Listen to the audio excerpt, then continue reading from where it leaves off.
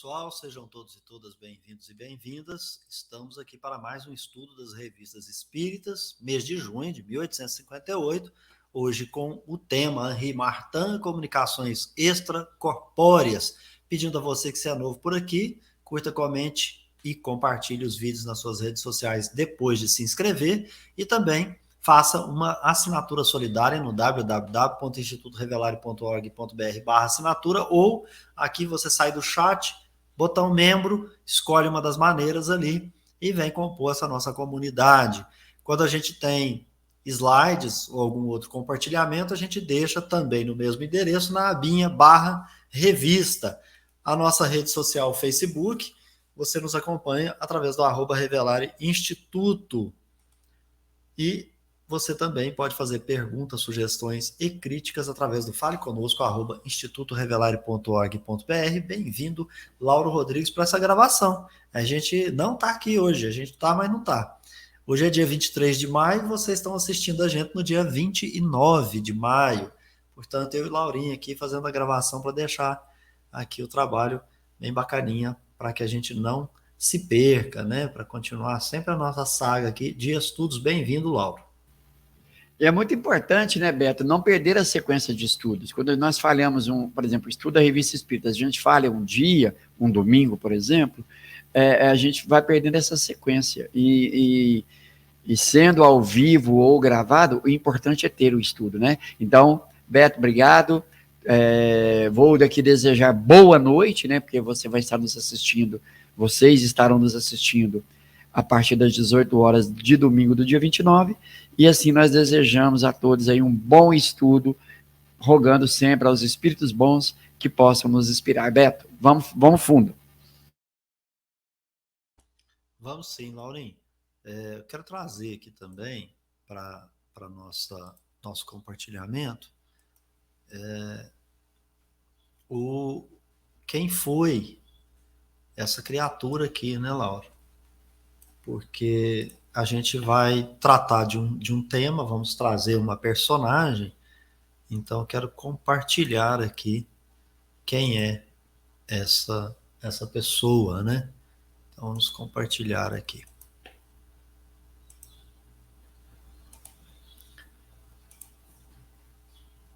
Então estamos aí na Wikipedia trazendo algumas informações.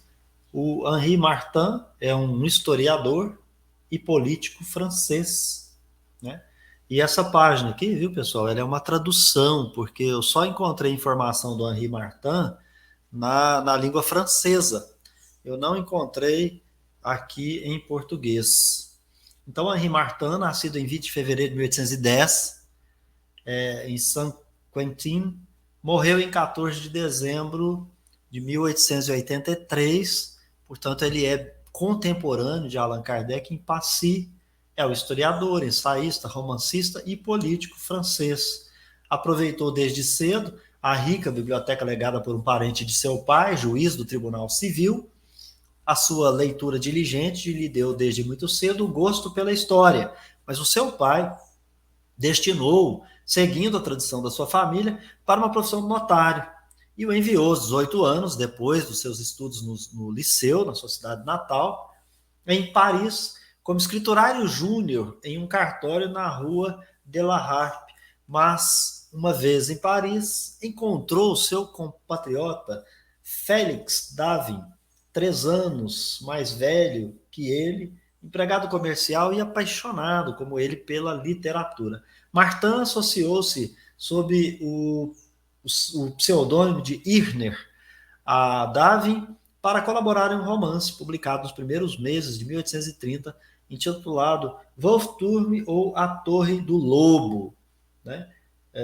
Romance cuja ação se passa na época da invasão de Tirol pelas tropas francesas comandadas pelo general Lafèvre.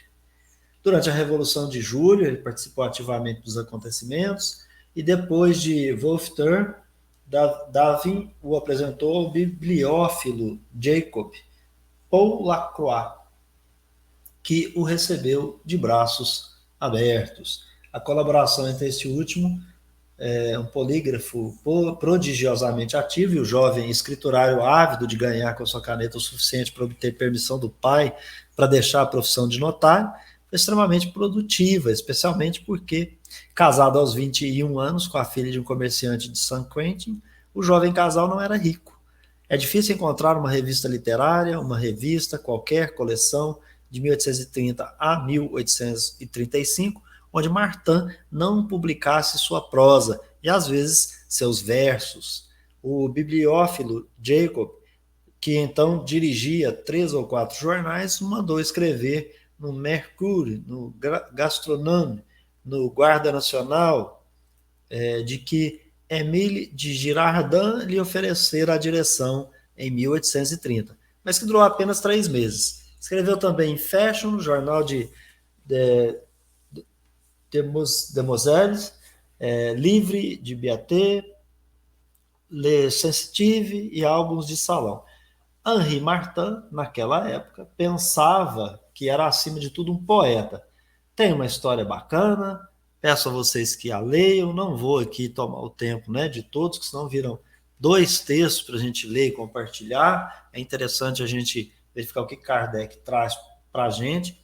Ele, então, a partir de certo momento de sua vida, ele vai escrever a história da França a partir dos anos 1789 até aquela ocasião em que ele havia escrito a obra, né? Então, até nossos dias, aquele período ali entre os anos 1878 e 83, né? São 8 volumes.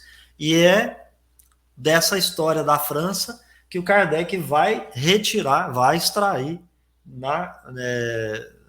fato ali interessante, que é uma citação importante, ou seja, o que vai nos interessar. Então, aqui era isso que eu gostaria de partilhar com vocês. Passo para o texto, Laurinho compartilha de lá, eu faço a leitura do lado de cá. Então, seguindo, então, comunicações extracorpóreas, Henri Martin. Vemos certos escritores eméritos dar de ombros à simples referência de uma história escrita pelos espíritos. Como, dizem eles, como podem os seres de outro mundo vir controlar o nosso saber? A nós outros, sábios da terra. Ora, pois, isso é possível? Senhores, não vos forçamos a acreditar, nem sequer nos esforçaremos, por pouco que seja, para vos demover dessa ilusão tão cara.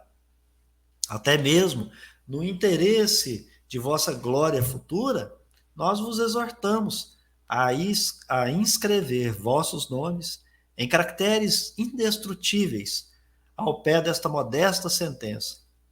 Todos os partidários do Espiritismo são insensatos, porque somente a nós cabe julgar até onde vai o poder de Deus.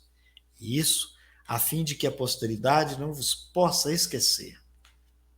Ela mesma verá se deve vos conceder um lugar ao lado dos que até há pouco tempo repeliriam os homens, ou repeliram os homens a quem a ciência e o reconhecimento hoje erigem estátuas.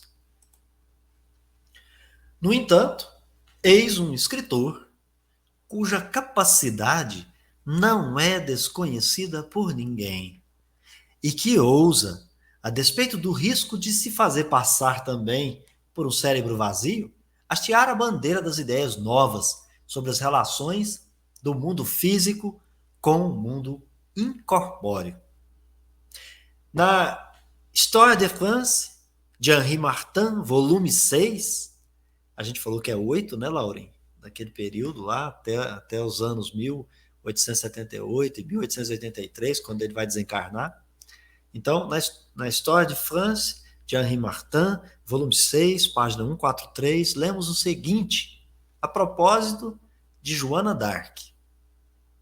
Existe na humanidade uma ordem extraordinária de fatos morais e físicos, que parecem derrogar as leis ordinárias da natureza.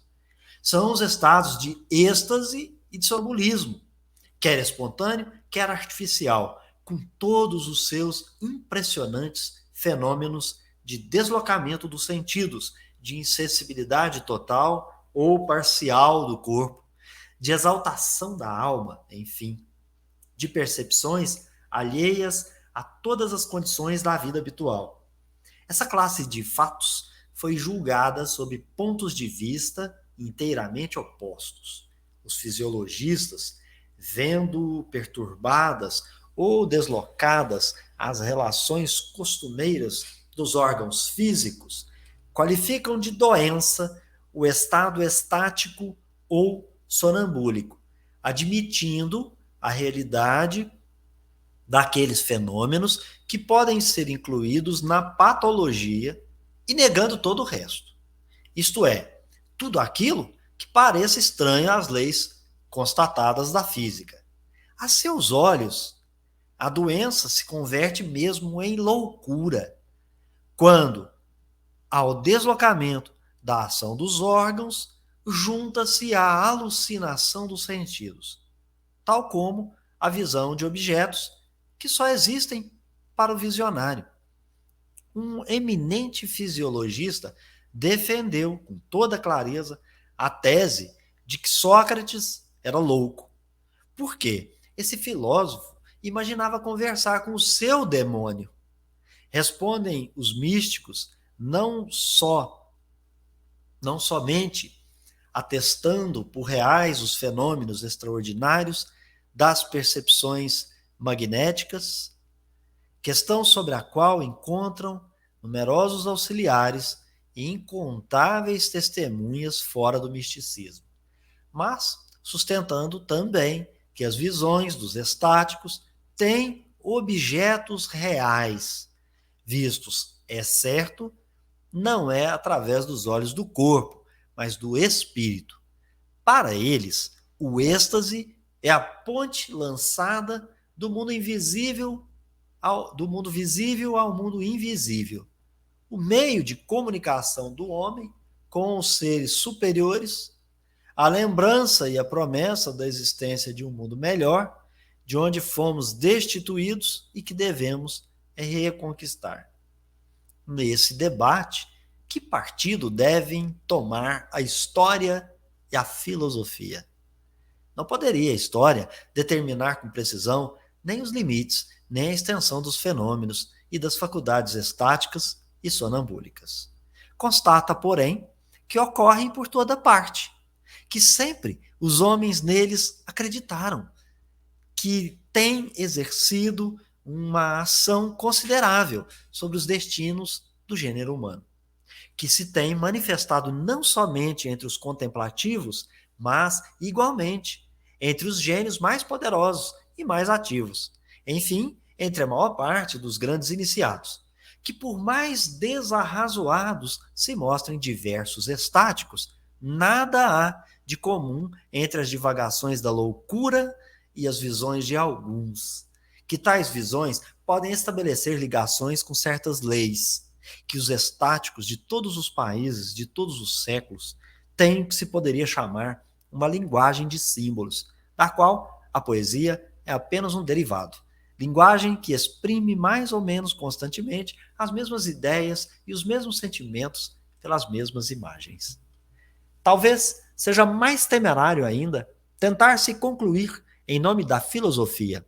Entretanto, após haver reconhecido a importância moral desses fenômenos, por mais obscura não seja sua lei e sua finalidade, depois de neles distinguir dois graus, um inferior, que não passa de uma extensão estranha ou de um deslocamento inexplicável da ação dos órgãos, o outro, superior, nada mais sendo do que a exaltação prodigiosa das forças morais e intelectuais.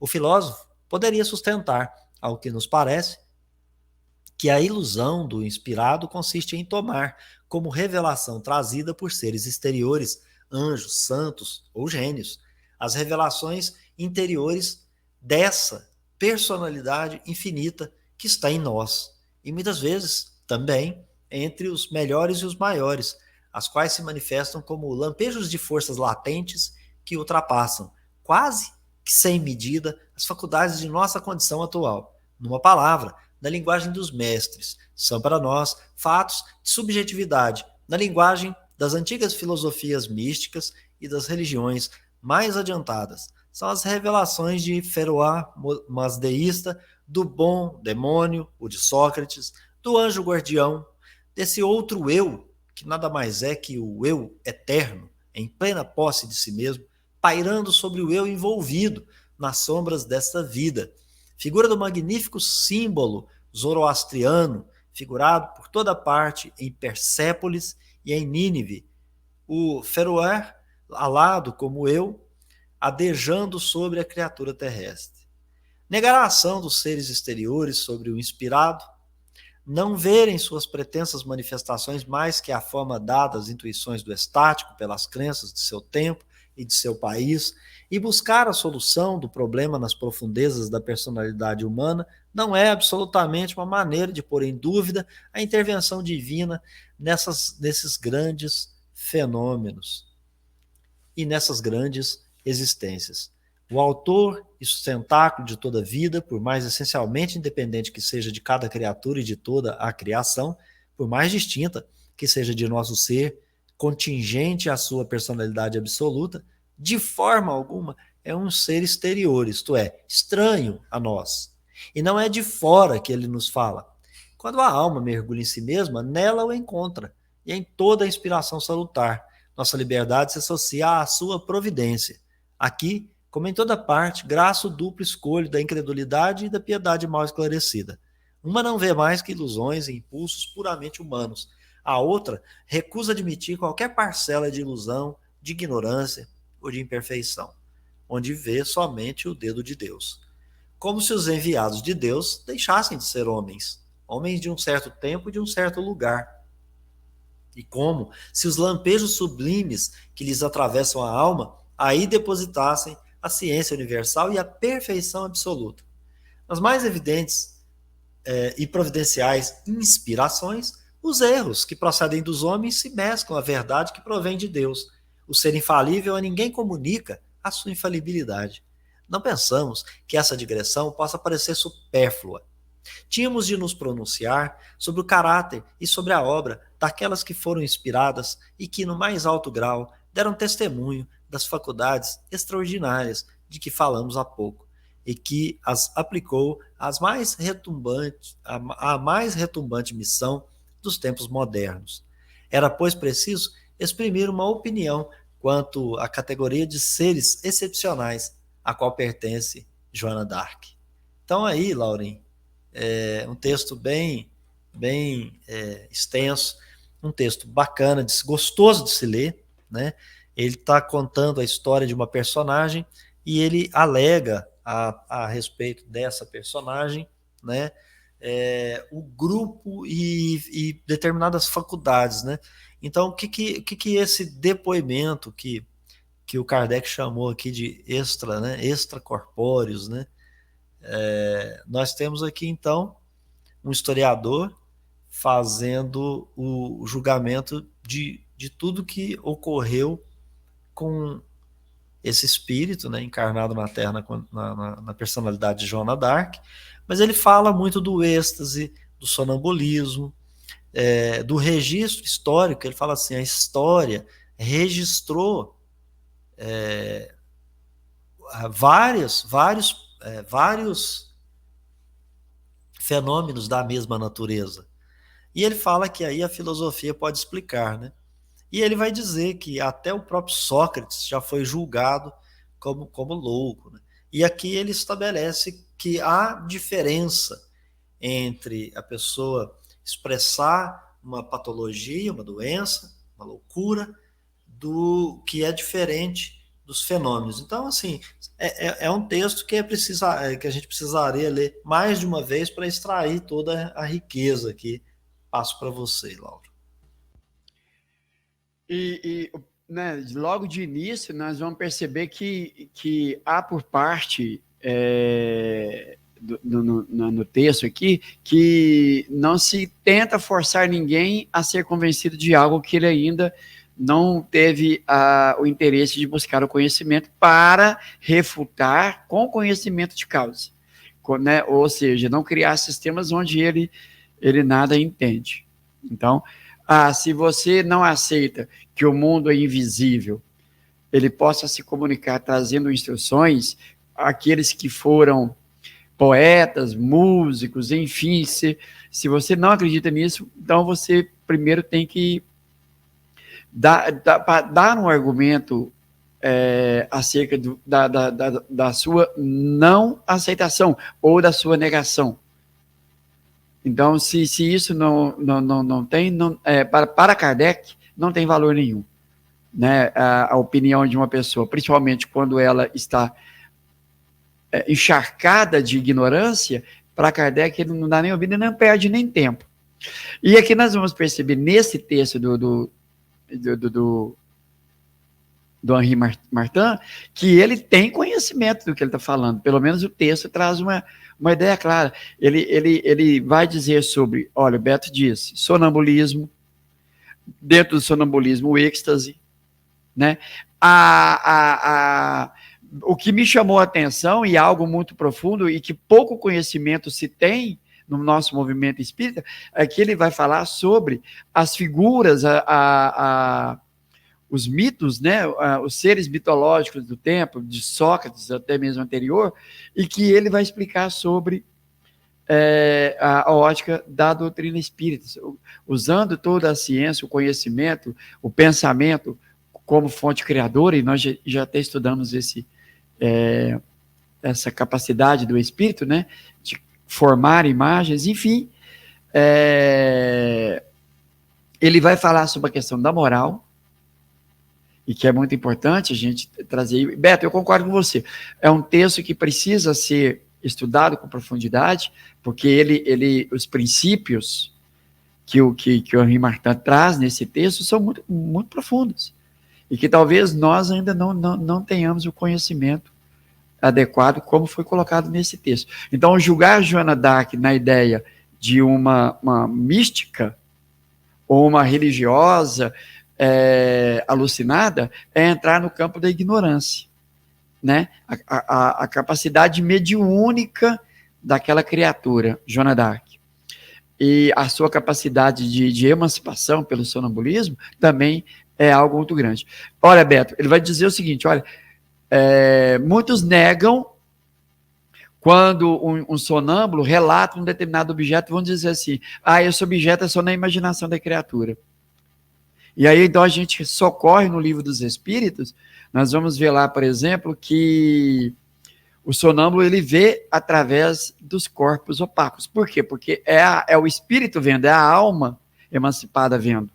Então, ele relata um determinado objeto que está no outro lugar, ou no outro cômodo da casa, num outro ambiente qualquer. Mas o objeto existe, não é uma ilusão. Mas necessita, aqui para finalizar minha fala, que o indivíduo tenha vontade de estudar, para compreender. Como que nós vamos refutar o sonambulismo se eu não estudo sobre o sonambulismo, né? Nós vamos falar no estudo do Livro dos Médiuns, justamente sobre os médiuns sonâmbulos, que por exemplo, uma criança, um jovem, ele num estado sonambúlico, ele observava doenças físicas, ou doença física no indivíduo, e descrevia.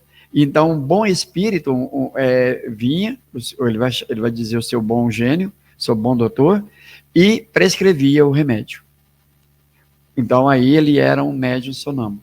Não estando o seu bom gênio, ele era somente um sonâmbulo, porque nada ele poderia receitar, porque não tinha conhecimento de causa. Então, como que vamos negar isso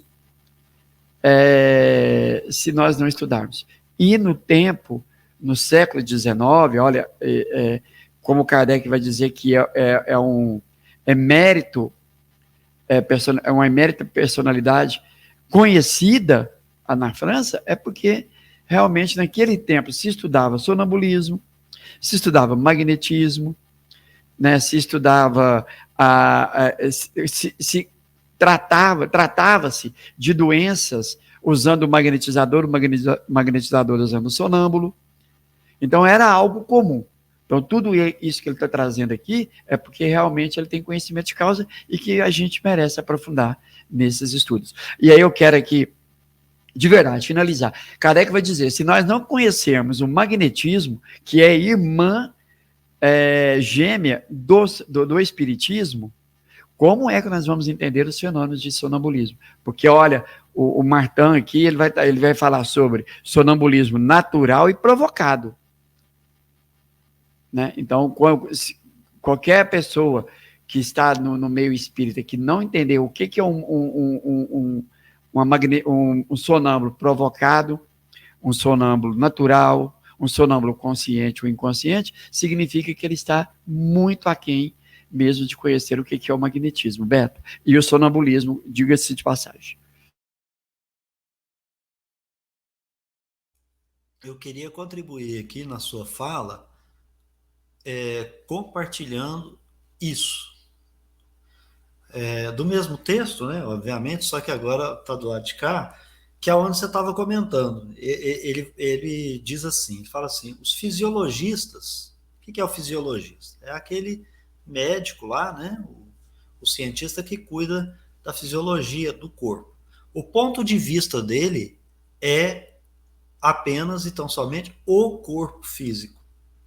Então ele vai dizer assim, fisiologista viu que está perturbado ou deslocado, aquilo que é um costume, ou seja, ele vê sempre de uma maneira. Agora ele está vendo de outra forma, ou seja, não está mais conforme os órgãos físicos costumavam estar. No estático, no sonâmbulo, está diferente. E aí, esse estado, para ele qualificou de doença, de patologia. Por quê?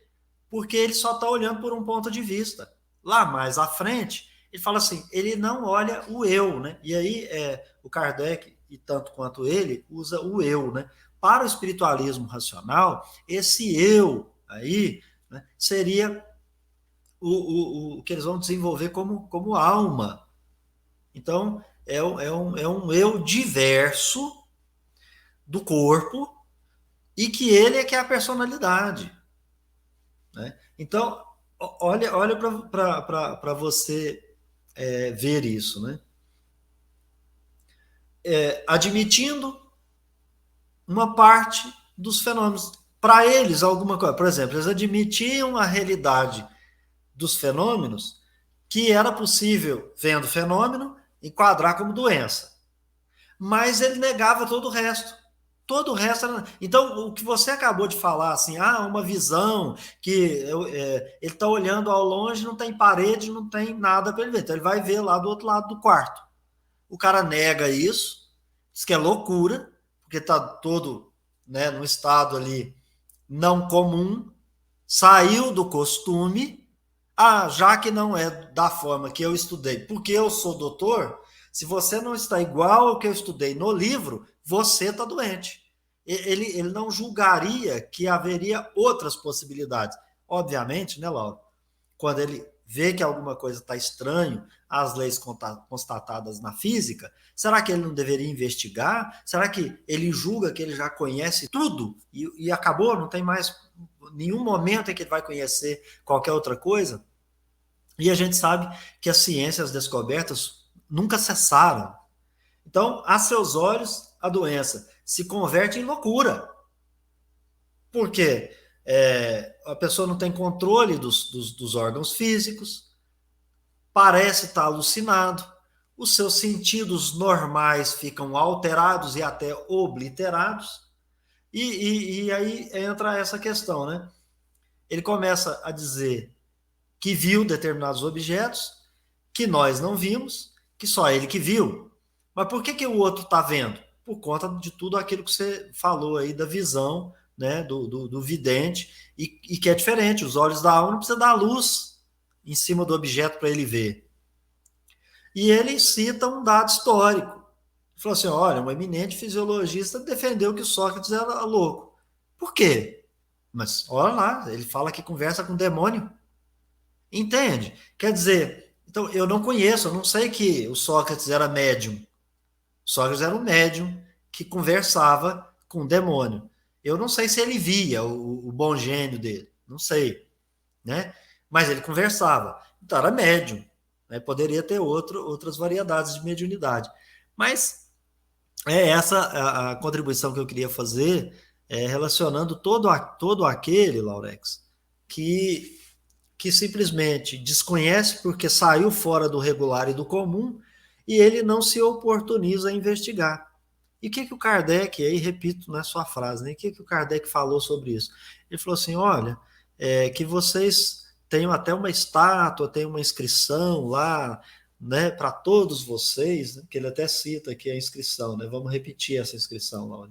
Ele vai dizer assim, ó, todos partidários dessa modesta sentença, todos os partidários do Espiritismo são insensatos, porque somente a nós cabe julgar até onde vai o poder de Deus. E isso, a fim de que a posteridade não vos possa esquecer, diz o Kardec, né? E é isso. Tem gente que julga para além da razão, né? Porque se você olhar para o mundo, a gente vê o tanto que nós somos, Lauro, frágeis.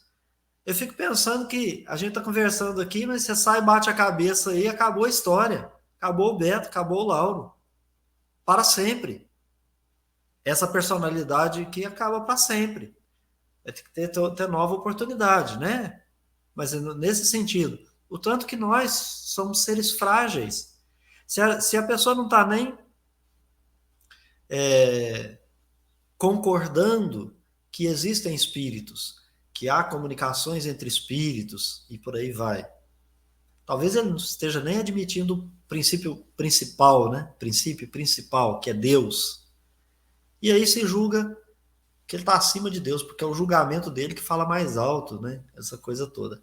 Mas essa a minha contribuição aí, só para validar a sua fala, dizer que muito rico esse texto aqui, daria para a gente falar bastante coisa. A gente vai convidar as pessoas para dar uma lida nesse texto e deixar nos comentários a impressão, o que mais aí que poderia dizer a respeito desse texto, né? E qual a contribuição a respeito aí do historiador, o que mais que vocês têm aí para falar para a gente. Devolvo para você, Laura. Liberto, e como nós falamos em princípio, né, veja, ele trata de um ponto aqui, quando fala do sonâmbulo, e o sonâmbulo ver objetos, né, através de obstáculos, ou ele vai falar, né, por corpos opacos. Então, aí, como interpretar isso? E para interpretar isso, Beto, a pessoa tem que ter um conhecimento, e eu penso que é isso que o Henri Martin, ele traz. Então, peraí, eu preciso me socorrer ao Livro dos Médiuns, onde vai dizer que o pensamento, ele viaja por um veículo chamado fluido universal, que é o veículo que conduz o pensamento. Então, já tenho essa base. O espírito pensa, logo é pelo fluido que o pensamento dele vai ser disseminado, vai percorrer. Tranquilo até aí? Agora eu preciso de outro princípio, então eu vou no Livro dos Espíritos. Vão dizer assim, o espírito e o pensamento é a mesma coisa? Eles vão dizer, não, pensamento é um atributo do espírito. Mas ambos se confundem. Porque quando o espírito pensa, logo ele está lá, onde ele pensou. Tá, então já entendi isso. E agora nós vamos precisar partir para um outro princípio, de que o fluido interpenetra todos os corpos. Não há obstáculo para o fluido. Então agora entendi. Então o meu pensamento viaja por esse fluido. Como o meu pensamento, onde está o meu pensamento, eu estou. Então é assim que o sonâmbulo vê? Desse jeito. E é isso que o Henri Martin está trazendo aqui. Muitas das vezes a alma nem se desloca para ir lá, mas ela pensa em determinado ponto e o pensamento dela lá está, logo se o pensamento dela lá está, ela vê o objeto. Então ela passou por objetos opacos, porque o fluido interpenetra tudo isso. O fluido que interpenetra tudo leva o pensamento que é o espírito, que se confunde, né? Espírito e pensamento, está lá. Então o espírito está descrevendo, a alma, né? O sonâmbulo, está descrevendo algo que ele de fato está vendo. Que qualquer um encarnado, né, em vigília, com seu olhar físico, material, não vai ver. Então, fica mais fácil eu negar porque eu não vejo. Agora é preciso aceitar aqui, né, Beto?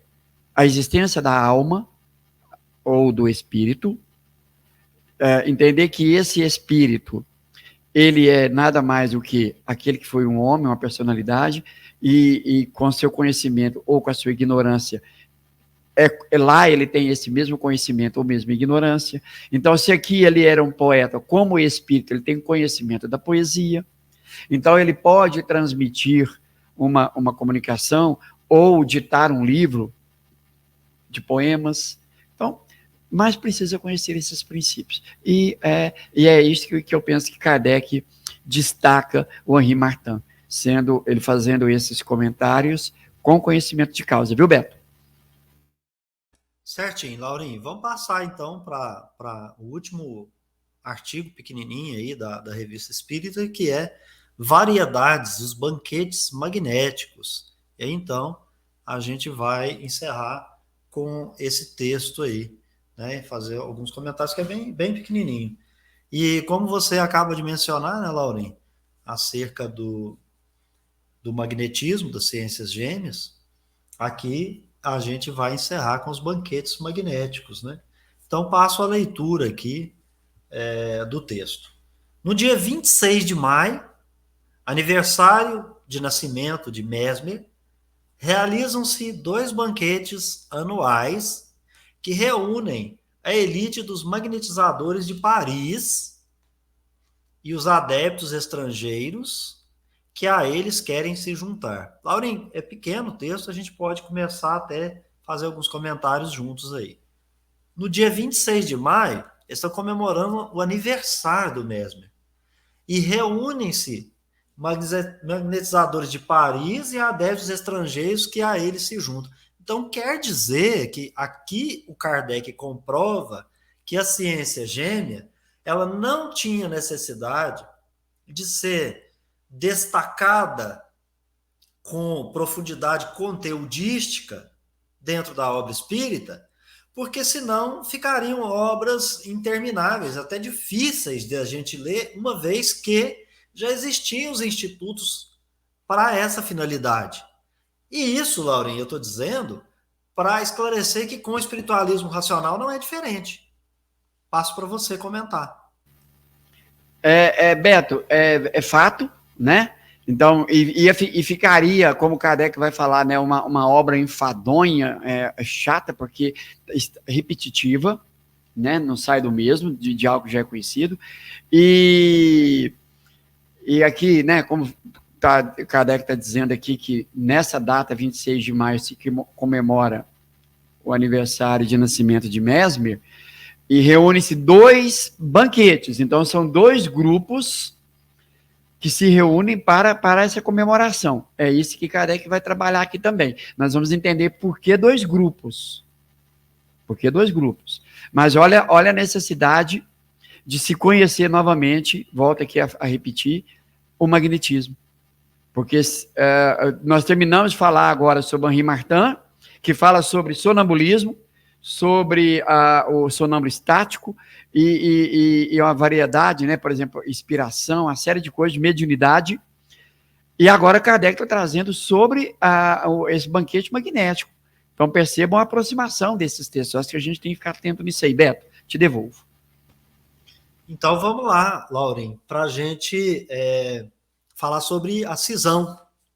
Sempre nos perguntamos, isso Kardec dizendo, por que essa solenidade comemorativa é celebrada por 2 banquetes rivais. Estão comemorando o nascimento do Mesmer, dessa importante figura, mas não se reúnem, né?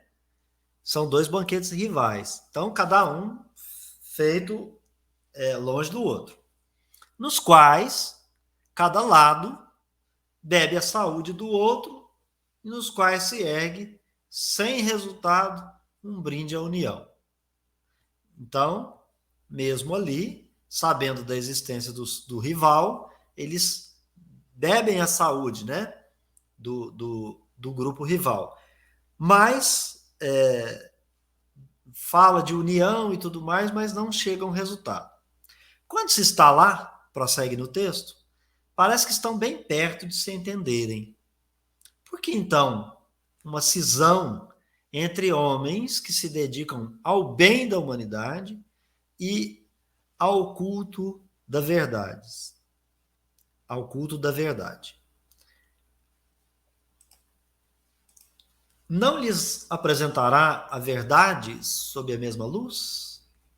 Terão duas maneiras de se compreender o bem da humanidade? Estarão divididos sobre os princípios de sua ciência? Absolutamente. Têm todas as mesmas crenças. O mesmo mestre, que é Mesmer.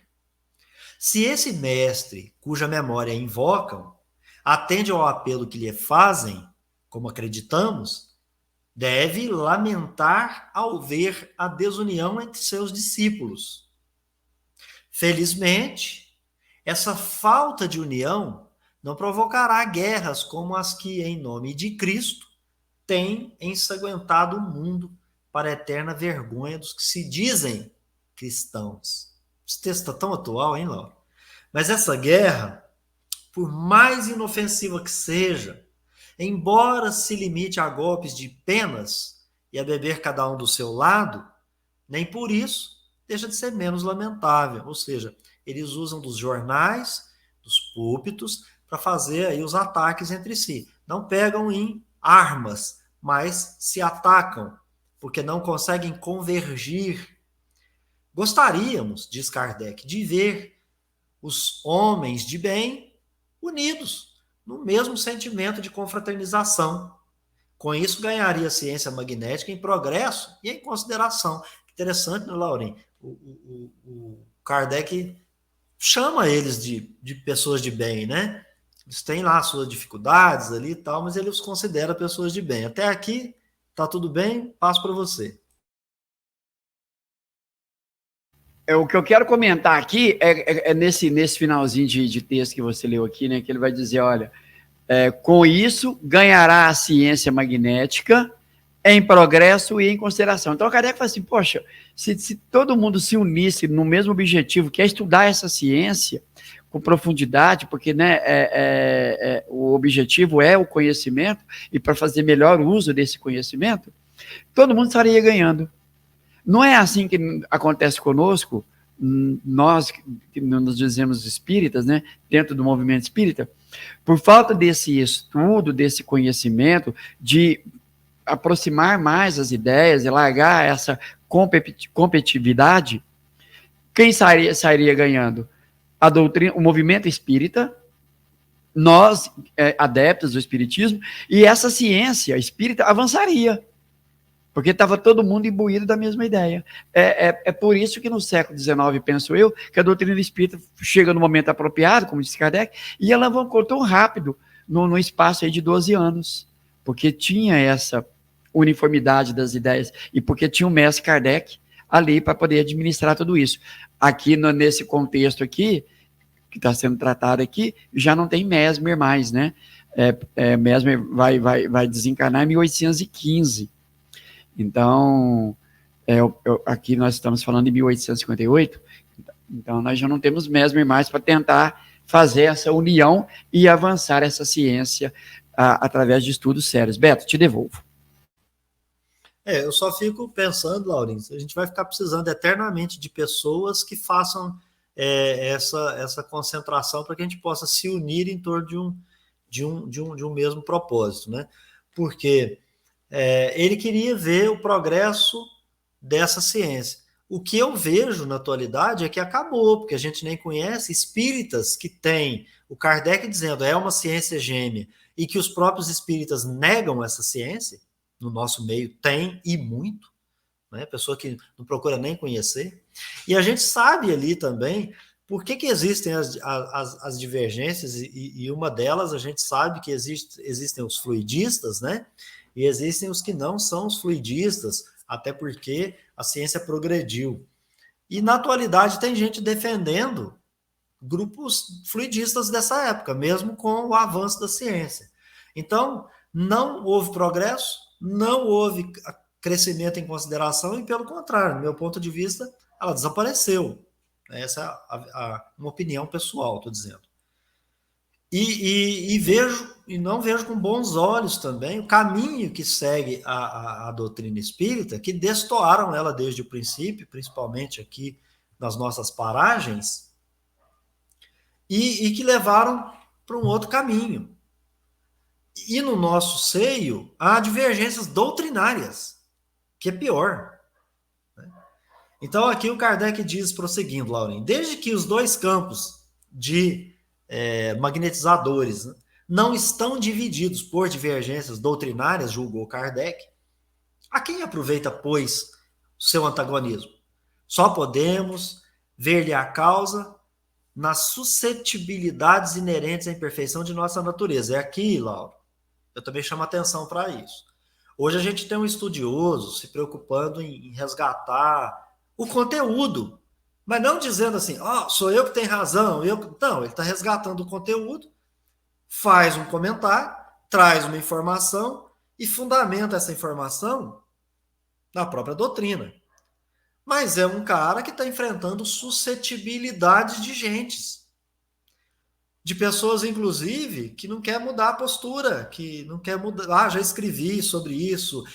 Eu já falo, como é que eu vou mudar de opinião? Aí o Kardec prossegue aqui falando do magnetismo e eu estou fazendo uma ilação com relação ao nosso movimento espírita. Né? Então, eu repito, ele vai dizer, só podemos ver-lhe a causa nas suscetibilidades inerentes à imperfeição da nossa natureza, de que os seres humanos, até mesmo os superiores, não estão isentos. Em todos os tempos, o gênio da discórdia tem agitado o seu facho sobre a humanidade. Isto é, do ponto de vista espírita, os espíritos inferiores e invejosos da felicidade dos seres humanos, que entre eles encontram um acesso muito mais fácil. Ou seja, a gente abre a porta para sintonizar com aquilo, né, que nós estamos melhor afinizados, né, deve ser isso. Felizes aqueles que têm bastante força moral para repelir suas sugestões. Né? Fizeram-nos a honra de nos convidar a uma dessas duas reuniões. Como ocorreriam simultaneamente, né, Laura? Fomos fazer um evento aqui na cidade de Uberaba, lá nos princípios, né? E eu me recordo que não havia ali nenhum evento marcado pelo calendário de determinada organização. E é isso que a gente marca a data do nosso evento e as criaturas não vão lá e marcam também um evento para fazer naquele dia. Se não era para esvaziar o nosso evento, Laurinho, eu não acho que seria outra coisa. Então, para mim, é dessa inferioridade aí que o Allan Kardec está falando. Aí você vai dizer assim, mas você também não é inferior, porque você também marcou para essa data? Só que o nosso foi marcado com 1 ano de antecedência. Estávamos divulgando, inclusive, para essas pseudo-hierarquias aí dentro de um movimento que eu até não quero me estender aqui nas críticas, não. Mas eu acho que falta caridade como entende Jesus para muita gente.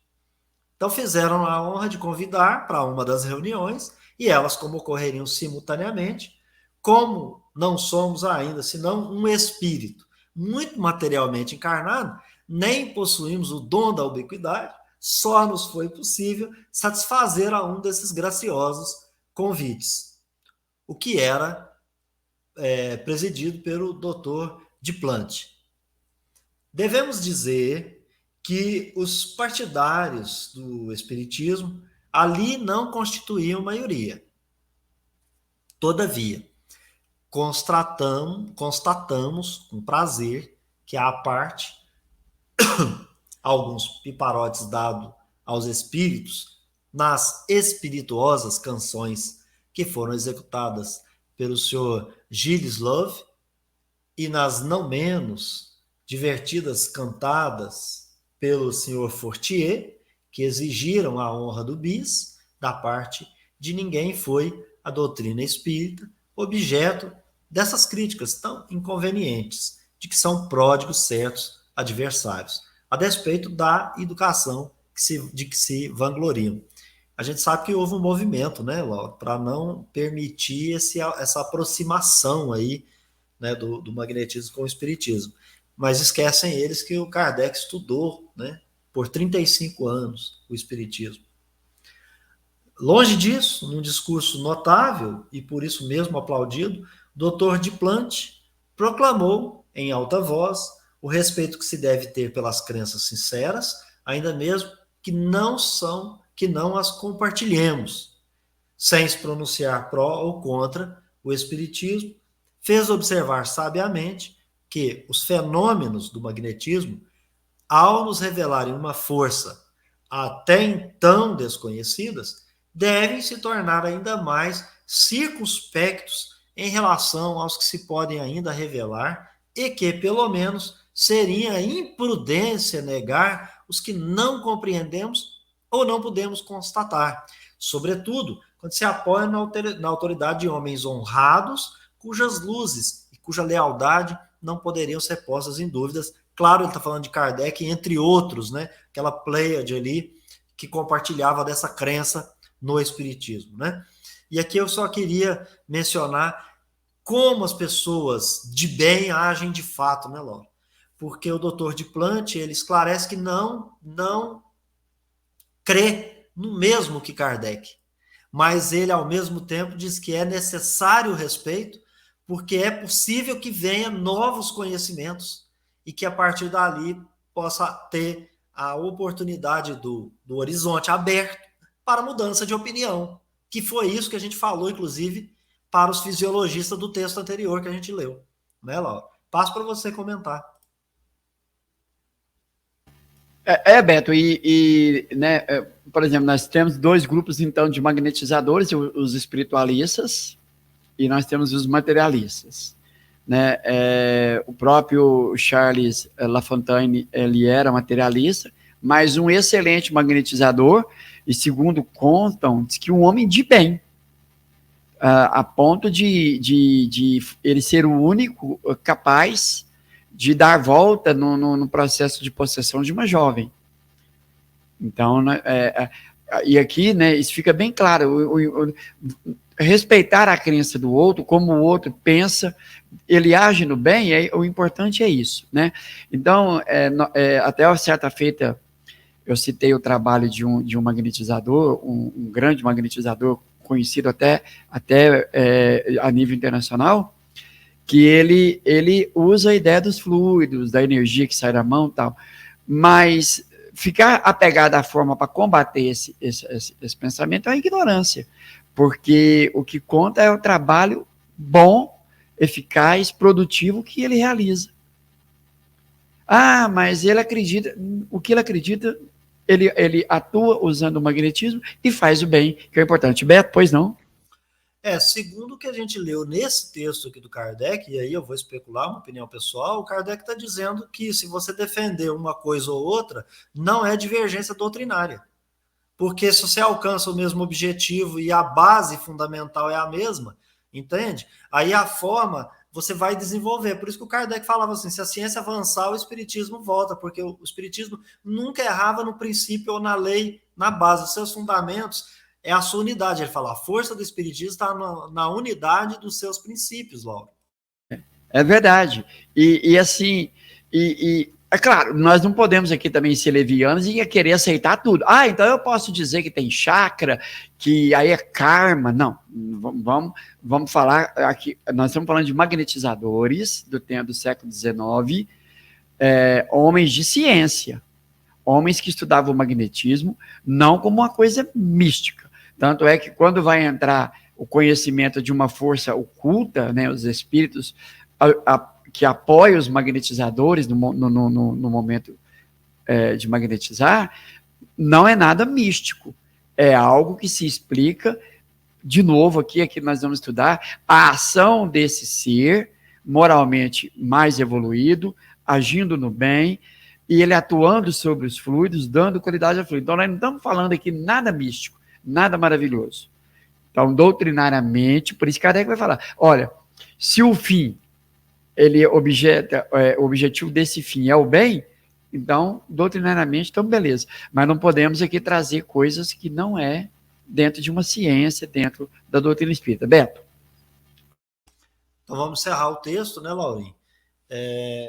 São palavras sensatas, né, que agradecemos, acho que é isso, são palavras sensatas que agradecemos ao senhor Duplanty, contrastam singularmente com as de certos adeptos do magnetismo, que de forma desrespeitosa cobrem de ridículo uma doutrina que confessam não conhecer, esquecendo eles mesmos que outrora foram alvo de sarcasmos. Acontece demais, né, Laurinho? A pessoa, primeiro, ela quer toda compaixão, piedade, quer toda uma empatia. Na hora que é a vez dela, eles fazem o mesmo que todo mundo faz. É bem interessante isso que o Kardec escreve aqui. Que também foi... E o que é interessante, e a gente não para pensar, a grande maioria dos magnetizadores, antes do magnetismo, né, criar uma estrutura sólida, respeitada pela sociedade do século XIX, era alvo de sarcasmo. Nós temos Mesmer como sendo o pioneiro disso. Mesmer foi perseguido, fizeram zombaria com o nome dele, mentiram a respeito de Mesmer, inventando coisas que não existiam, e aí surge alguém que se diz magnetizador e que é irônico com uma ciência que está surgindo, parece que, né, não contrasta com o que ele vivenciou. Beto, te devolvo, desculpa. Não, tá tranquilo. E aí que ele vai falar isso aí, ó, que foram também enviados aos hospitais de alienados e perseguidos pelos céticos, né, como inimigos do bom senso e da religião. Que é sempre essa mistura, né? É sempre essa mistura. Hoje eu fico até pensando assim, né? Mas com base em que criaram uma religião se ninguém nem estuda os livros de onde partiram essas religiões? Porque de religião e de Deus lá não fala nada, né? Você precisa forçar uma barra para poder achar alguma coisa nesse sentido. E aí prossegue. Hoje, o magnetismo se reabilitou pela própria força das coisas, que dele não mais se ri, que se pode sem temor se confessar magnetizador, é pouco digno, pouco caridoso para eles usarem de represálias contra uma ciência, irmã da sua, que não lhes poderiam prestar senão salutar apoio. Não atacamos os homens, dizem, somente rimos daquilo que nos parece ridículo, aguardando que a luz se faça para nós. Em nossa opinião, a ciência magnética, que professamos há 35 anos, deveria ser inseparável da seriedade. Parece-nos que a sua verve satírica não falta combustível nesse mundo, não tomando como alvo as coisas sérias. Parece-nos que esquecem-se, pois, de que contra eles foi usada a mesma linguagem, que também acusavam os incrédulos de julgarem levianamente, que diziam, como nós agora, por nossa vez, paciência, rirá melhor quem rir por último.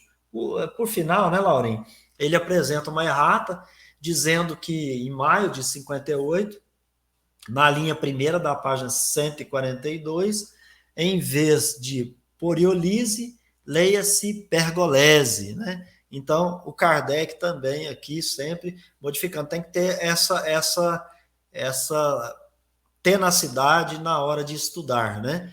Ir nas erratas, verificar ali se não há alguma coisa que foi escrito errado, que não está condizente, e verificar se o Kardec não fez essa reparação, como fazia, né? Natural, né? Nos jornais, você ter esse tipo de coisa, essas erratas e tudo mais. Passo para você, Laura. É natural pensar que qual grupo de magnetizadores Kardec estaria, né? E ele estar presente. Claro que seria naquele grupo no qual trata com maior respeito, né? Uns aos outros e principalmente a doutrina espírita, né? Então, percebam que nós temos que olhar isso aqui. Como eu disse aqui, o Charles Lafontaine, ele era magnetizador materialista, não aceitava a existência de um ser incorpóreo, que atuava, né, ali ajudando, não aceitava isso. Tanto é que ele vai dizer, ó, deixa essas questões aí de espírito para os sábios pretensos aí de espiritismo. E ele proíbe, Charles Lafontaine, ele tinha na Suíça, se eu não me engano, ele era suíço, um jornal chamado O Magnetizador. Ele proíbe que se coloque qualquer coisa no jornal relacionado ao espiritismo, a questões espiritualistas, porque ele era materialista. Mas, repito aqui, um homem de bem. E aí, o que importa, né, é o quão de bem você faz para o outro. Porque a verdade vai vir à luz mais cedo ou mais tarde para qualquer um de nós, né, Beto? Sem dúvida, Laurinho. Quero agradecer a Deus e aos bons espíritos por estar aqui com você e agradecer a todos que assistirem esse vídeo, deixando aí seus comentários, as suas impressões, enfim, aí nos ajudando a crescer cada vez mais. A gente está quase batendo os 5.000 inscritos, então convido o pessoal aí para nos ajudar. Laurinho, muito obrigado a você por esse vídeo que a gente está deixando aqui na plataforma para todos e todas. Quem puder conversar com a gente, não se esqueça ou argumentar no chat ou deixar aqui para nós as suas opiniões, que é muito importante. Laura, eu te encontro no próximo vídeo. Até lá. Obrigado, Beto. Obrigado a você que está nos assistindo agora, nesse domingo do dia 29 de maio de 2022. E nós concluímos com esse vídeo de hoje, com esse estudo de hoje, nós concluímos aqui da Revista Espírita de 1858, o mês de junho. Então, no nosso próximo encontro, que provavelmente, se Deus assim permitir, será ao vivo, vamos adentrar, então, ao mês de julho dessa revista desse ano. Tá bom, pessoal? Então, obrigado a todos, fiquem com Deus e que os bons espíritos possam estar sempre conosco. Paz e luz.